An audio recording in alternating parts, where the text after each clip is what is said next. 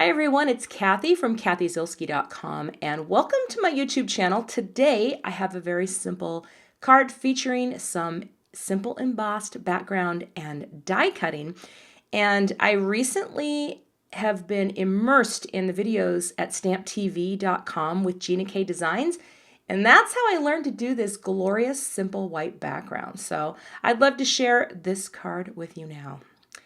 So the things we're going to use today, we're starting with a set of alphabet letters, die cut letters, and this is a new set from me called ARCHIE Solid Letters. This is available now at SimonsSaysStamp.com. Yes, I can speak in successive unchoppy sentences. You will also need some cardstock scraps, and I'm just using a rainbow. I always skip red in my rainbow and go for pink, so just some scraps to cut out letters. Got a pick-me-up tool and a two-way glue pen. I love this pen. I've got some tape. This is actually from, I think it's called Scrappy Tape. Got a little adhesive that I'm not going to use, and some scissors. Okay, these are all basic tools, but I ended up not using the dot roller. But you don't know sometimes when you're starting. It's a mystery. But you will need some white cardstock, an embossing folder. Now I only have two. I have this one and another one, and this is from Tim Holtz and Sizzix, and I feel like it's the classic. You know, the Swiss dot. You're always gonna use Swiss dot. But you're also gonna need your Scor-BUDDY or some other type of tool that will allow you to add some score lines. Okay? And last but not least, you'll need a die cut machine. Now, I just received this beautiful machine from Spellbinders. This is the Platinum 6, and it's a sexy little beast, okay? It's white, it's compact. I don't have a ton of space where I create because I actually scrapbook and create cards in my dining room, but I think this is a really pretty little machine, and if you're short on space, it might be the perfect machine for you. I just think it's beautiful too with the gold and the white.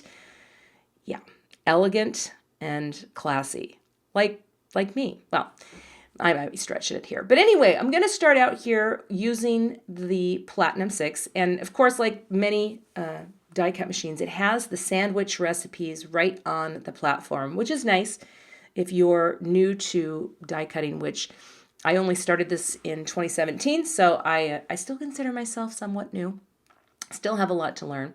But I'm going to start out by cutting out the sentiment for my card, which is just a simple hello. And what I'm going to do is take each letter and I'm going to cut it out 3 times. This whole, the whole thing of cutting something on your die cut machine and then stacking them and gluing them together to create dimension, I think that alone was the most eye-opening thing for me. Like, you can do that because when you do that, you are essentially creating endless customization for your own almost chipboard-like letters, right? That makes sense. And I just think that's for both card making, but especially for scrapbooking and titles, I just think it's the coolest thing. Now these dies, this alpha set, the tallest letter, so the H that you see there, it's just under 1 1/4 tall. So it's a really nice size. It's not too big and it's not too small. And there are my 3 letters, and I went ahead and cut out 3 of every other letter in rainbow order. Okay, stick up tool, here we go. It's not called the stick up tool, the stuck up tool. Now that would be one we wouldn't want. Okay, I love my Zig two-way glue. I've had this glue for a long time. And for me, stacking letters, there's all kinds of adhesive you can use, but the reason I like this, it has a little bit of play. So if you don't get it lined up the first time, you have a little bit of time to move it. And I kind of need that time because I don't always line things up perfectly. And it's a really strong bond. You know, it's designed for paper-to-paper application, and this has held all of my die cut letters on my scrapbook pages together beautifully.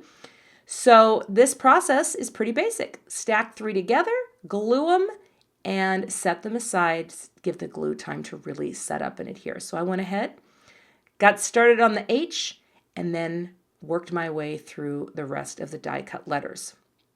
And again, I just love the bit of dimension that you get when you stack them. Okay, there's the hello. Nice bit of rainbow order going there, minus red. Again, I always substitute pink. I can't help myself.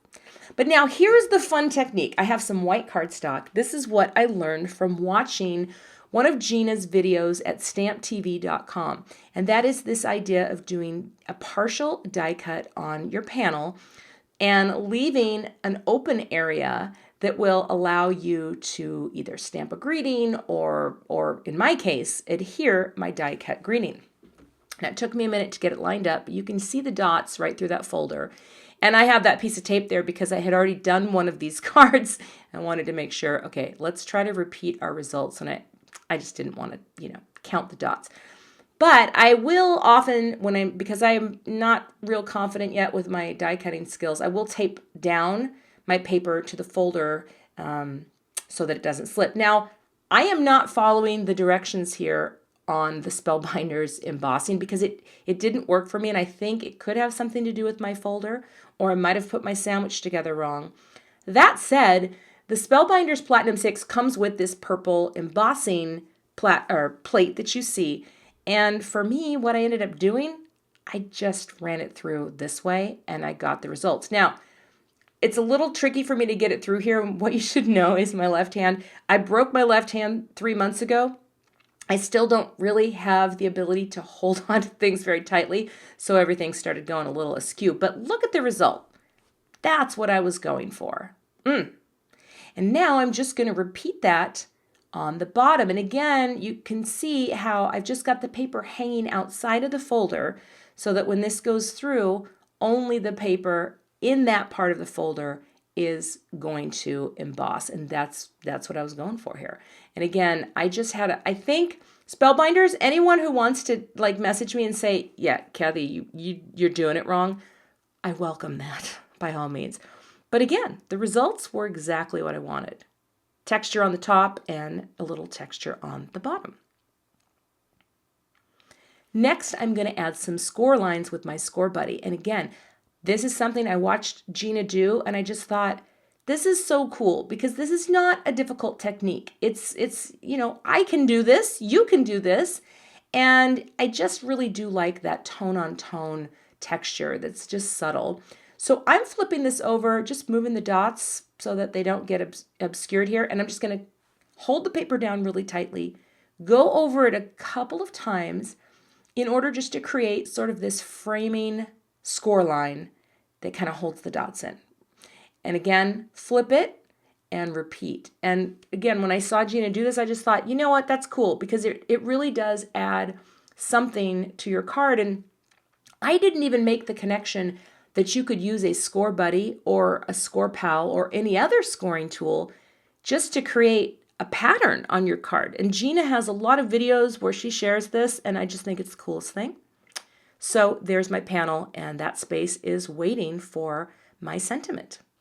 I've got a piece of cardstock. This is Gina's Sweet Mango, and I love her cardstocks. I realize this video is sounding like an homage to Gina, but I really think she has great products and is a fantastic instructor. So I'm going to use that as my card base. Now I am going to adhere some fun foam using this tape runner from Scrapbook Adhesives. I find better success when I put it directly on the paper and then add the fun foam. It's a fantastic adhesive for fun foam. It really is. It sticks and it does not move, but I find it easier to put that adhesive directly onto the cardstock because I've had times where I try to roll it right onto the fun foam and it doesn't pick up. So I have started doing this. And here on the orange, it's much easier to see, but just, you can eyeball it, come inside from the edge of where your fun foam is and just stick a little there. But this Easy Runner adhesive, it's super sticky and it will hold that fun foam on. And I just thought it'd be nice to have a little pop-up of this inner panel because there's not much going on with my card. It's pretty simple. So a little extra dimension just adds a little bit of interest. And there you go. I think it's pretty centered. This stuff is strong. It's not going to pull up to replace it. So just, I'm a little off there on the right, but I think it'll be fine. And now I'm going to line up all of my letters just to kind of get an idea of where they go. That's loosey-goosey right now. And I'm going to use this scrappy tape to adhere these letters. This stuff is great. This is the 1/8 inch, I believe. And again, I'll have all my supplies listed, but this is similar to score tape. And I only recently started using this stuff and realized how great it is for die cut letters. No, you can't move them once you place them down. There's no wiggle room, but it is a strong adhesive. So now all the adhesive is on the back, and again, I'm going to go through this process of lining it up again, but I'm going to use my centering T-square. This thing is fantastic for lining up chipboard letters and stickers and things like that, because you can press it down, hold it in place, and once you get the first letter down, then you just kind of fill everything in and you know where you're going. What I did was started with the H and placed the H and the O first, and then just filled in the center.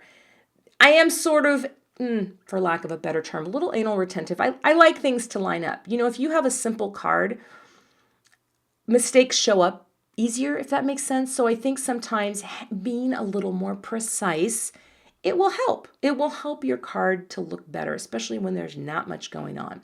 So here I just press down really hard, and then I'm going to take those two beautiful slab serif feet of this die cut letter, press them down right where I want them to be, and boom, that is perfectly centered. And the other nice thing is those score lines, those help me center the whole thing.